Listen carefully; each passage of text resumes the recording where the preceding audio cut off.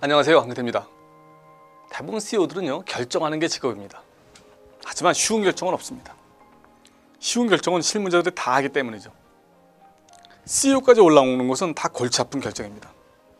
회사의 미래에 수많은 직원들에게 큰 영향을 줄 개연성이 높습니다.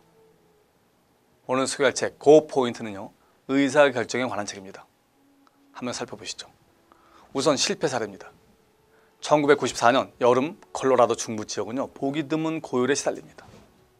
7월 2일 스톱킹 산에서 불길이 솟기 시작합니다.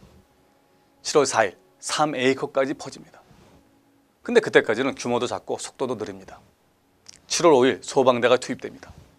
그리고 36시간도 되지 않아 대원 중 14명이 죽습니다. 사람 속도보다 훨씬 빠른 불길을 이기지 못한 것이죠. 이 사건의 원인은 잘못된 의사결정 때문입니다. 도대체 뭐가 문제였을까요? 우선 정보 부족입니다. 그들은 24시간 공중정찰을 요청했지만 거부당합니다.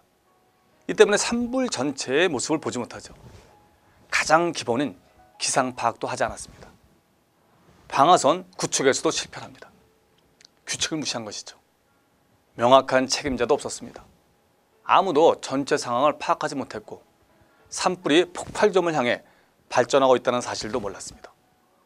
모두 자신을 팀의 일부로 생각했죠. 뒤늦게 상황을 눈치챈 그들이 안전지대를 향해 도망쳤지만 때는 늦었습니다. 안전선을 불과 90m 앞두고 그들은 모두 죽습니다. 다음은 성공 사례입니다. 로베르토 카네사는 1972년 10월 13일 럭비팀 동료들과 함께 멘도사를 출발합니다. 칠레의 산티아고로 가기 위해서입니다. 그런데 그들이 탄 비행기는 구름 덮인 안데스 산맥 위에서 항로를 이탈해 산 꼭대기에 부딪히고 비행기는 추락합니다. 45명 중 16명이 사망했지만 카네사를 포함한 29명은 기적적으로 살아납니다. 그때까지만 해도 구조를 기대합니다. 하지만 열흘 이상 구조대는 그들을 발견하지 못합니다. 생존자는 추위에 대비해 피난처를 만들고 체온을 나누기 위해 꼭 붙어있고 햇빛에 눈을 녹여 식수로 사용합니다. 그들은 해발 3,500m 안데스 산에서 음식도 없이 일주일을 버팁니다. 그러다 아사 직전에 몰립니다. 열흘째 되던 날 첫 번째 고 포인트가 옵니다. 살기 위한 유일한 방법은 죽은 사람의 시신을 먹는 겁니다. 다들 고개를 젓습니다. 의과 대학생인 카네사는 최대한 객관적으로 이들을 설득합니다. 그건 시체가 아니야. 단백질일 뿐이야. 단백질. 고기 덩어리일 뿐이라고. 그 이상도 그 이하도 아니야. 단백질을 섭취하지 못하면 우리는 얼마 안 가 모두 죽는단 말이야. 이 식인 행위로 그들은 살아납니다. 16일째 되는 날 눈 사태로 동체에 눈더미가 밀려왔고 일행은 눈에 파묻힙니다. 산 사태로 동료를 포함해 7명이 더 죽습니다. 삐쩍 마른 16명만 남습니다. 더 중요한 고 포인트가 온 겁니다. 그는 자체적으로 구조대를 만들어 안데스산을 넘어 구조를 요청하기로 결정합니다. 물론 자신도 구조대에 자원합니다. 상태가 제일 낫고 부상도 덜하다는 이유입니다. 자칫 목숨을 잃을 수도 있는 상황입니다. 그는 10만 걸음만 걸으면 산을 탈출할 때 있다고 생각합니다. 산행은 쉽지 않았습니다. 뼈가 시리도록 추웠고 해발 4,000m에 이르는 산입니다. 출발한 지 6일째 카네사는 꽃과 풀이 있는 땅을 처음 밟습니다.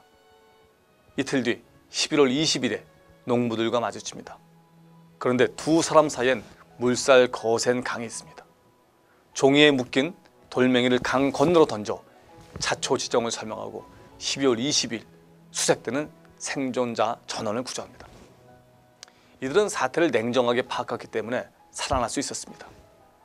만약 인육을 먹지 않았다면, 구조를 위해 구조대를 파견하지 않았다면 성공할 수 없었습니다. 자기보다 타인을 생각한 것도 눈에 띕니다. 모두 힘든 상황이었지만 카네사 본인이 직접 구조대에 참여한 것은 타인을 생각했기 때문입니다. 무엇보다 한 번 내린 결정을 의심하지 않았습니다. 어리석은 결정을 내리는 데는 여러 이유가 있습니다. 권한을 위임받지 못했다. 익숙하지 않은 분야의 일을 맡았다. 경험이 부족하다. 등등이 있습니다. 몇 가지 요령을 보면 다음과 같습니다.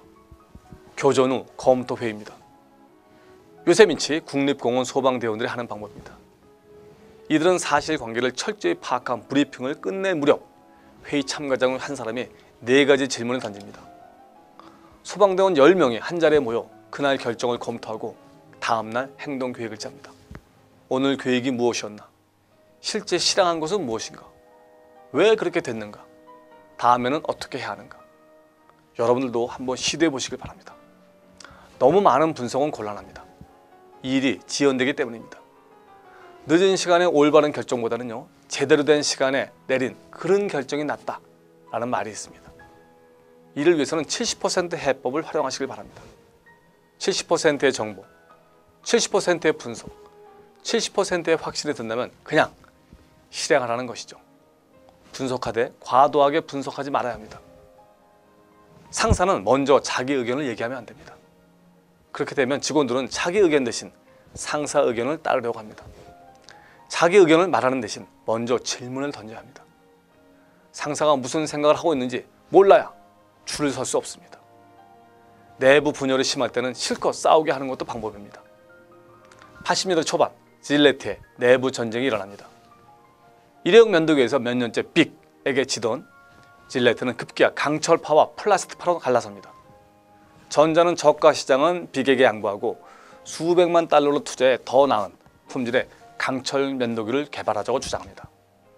후자는 질레트의 기존 플라스틱 일회용 모델을 밀고 나가 가격 경쟁으로 정면 돌파를 하자고 주장합니다. CEO 콜먼 머클러는 두 진영이 끝까지 싸우게 합니다.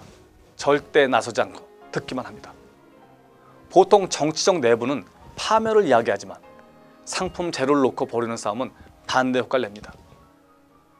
사실의 나열과 분석이 경쟁적으로 계속되면 나중에는 유용한 정보만이 남습니다. 상사가 중립적 태도를 유지하는 한 양측의 사리 추구는 점차 상쇄됩니다. 모클러는 2년간 중립을 유지하다 어느 날 갑자기 강철파에 손을 듭니다. 그들 논리가 낫다고 생각하기 때문입니다. 이 팀은 훗날 마하3란 획기적인 신제품을 내놓습니다. 그리고 성공하죠. 여러분은 어떤 의사결정 때문에 고민하고 있나요? 이 책을 통해 도움을 받으시길 바랍니다. 고맙습니다.